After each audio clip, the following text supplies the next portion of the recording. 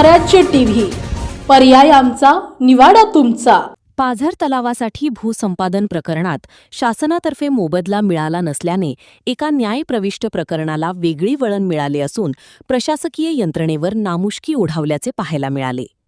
न्यायालयाच्या निकालानुसार बुलढाणात चक्क जलसंधारण अधिकारी अमोल मुंढे यांचे प्रशासकीय वाहन जप्त करण्यात आले आहे। पीडित शेतकरी त्यांच्या वकिलासह आज जलसंधारण अधिकारी कार्यालयात धडकले होते।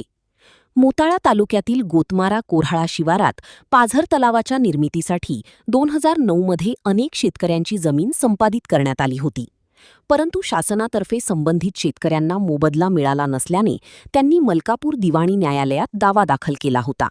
या संदर्भात न्यायालयाने 2023 मध्ये निकाल देत बुलढाणा जिल्हाधिकारी, लघु सिंचन अधिकारी आणि विशेष भूसंपादन अधिकारी कार्यालयाला 5,58,010 रुपये अदा करण्याचे आदेश दिले होते। परंतु 1 वर्षाहून अधिक काळ उलटूनही पीडित शेतकऱ्याला मोबदला मिळाला नसल्याने न्यायालयाने कडक भूमिका घेत जलसंधारण अधिकाऱ्यांचे प्रशासकीय वाहन जप्त करण्यात आले आहे। मागील 1 महिन्यापूर्वी त्यांची खुर्चीही जप्त करण्यात आली होती। न्यायालय वरिष्ठ स्तर मलकापूर येथे केसेस या पेंडिंग असून त्या दरखास्तीच्या आहेत।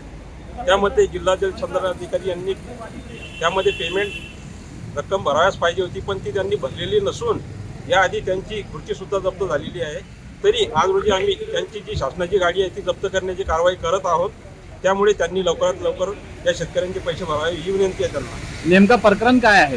प्रकरण मोजे गोतमारा येथील पाझर तलावामध्ये यांच्या शेतकऱ्यांच्या जमिनी गेलेल्या असून त्यांचा रखडलेला मोबदला आहे आणि दिवाणी न्यायालयाचा आदेश असल्यामुळे त्यांनी ही रक्कम भराव्यास पाहिजे होती, परंतु भरली नसल्यामुळे आज रोजी आम्ही त्यांची ही गाडी जप्त करत आहे। त्यांनी लवकरच रक्कम ही जवळपास 3 ते 4 करोडपर्यंत आहे।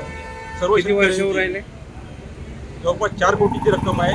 रक्कम ही फार मोठ्या प्रमाणात असल्यामुळे त्यांनी त्वरित ती जमा करण्यात यावी आणि या शेतकऱ्यांचं नुकसान करू नये ही शासनाची आमची विनंती आहे। किती शेतकऱ्यांची जमीन गेलेली आहे? ही जवळपास 15 ते 20 शेतकऱ्यांच्या जमिनी गेलेल्या आहेत या आणि जवळपास 2008-09 पासून हे प्रकरण प्रलंबित आहे आणि आज रोजी त्याला जवळपास 25 ते 27 वर्ष होत आहे। बुलढाणा जिल्ह्यातील महत्त्वाच्या घटना आणि घडामोडी पाहण्यासाठी तुम्ही निर्भीड स्वराज्य या चॅनलला अद्यापही सबस्क्राईब केलं नसेल तर आत्ताच जाऊन सबस्क्राईब करा आणि बेल आयकॉन दाबायला विसरू नका आणि फेसबुक पेजला शेअर आणि लाईक करा। पाहत राहा निर्भीड स्वराज्य।